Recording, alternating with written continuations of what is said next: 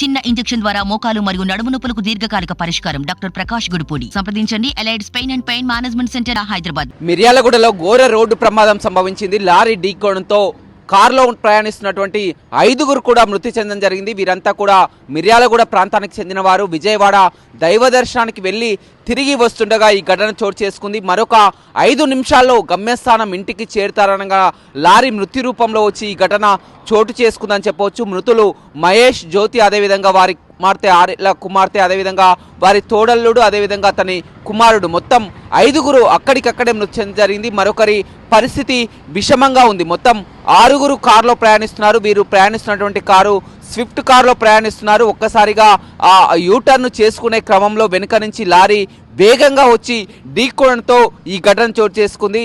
Car నుజ్జు అయినటువంటి పరిస్థితి కనిపిస్తుంది. మహేష్ హైదరాబాద్లో ఒక ఫోటోగ్రాఫర్గా పనిచేస్తుంటారు. వీరు గత 2 రోజులుగా విజయవాడ వెళ్ళి అక్కడ దైవ దర్శనాలకు వెళ్ళి ఇంటికి తిరిగి వస్తుండగా గమ్యస్థానానికి చేరుతారన్న కొద్ది క్షణాల్లోనే ఈ ఘటన చోటు చేసుకుందని చెప్పవచ్చు.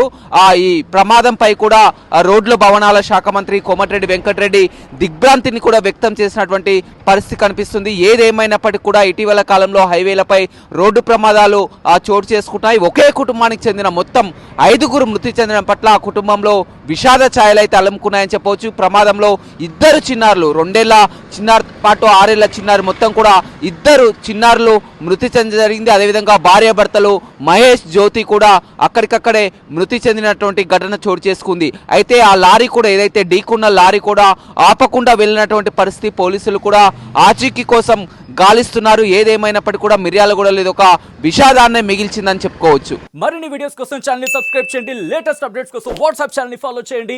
అండ్ లింక్ డిస్క్రిప్షన్ లో ఉంది.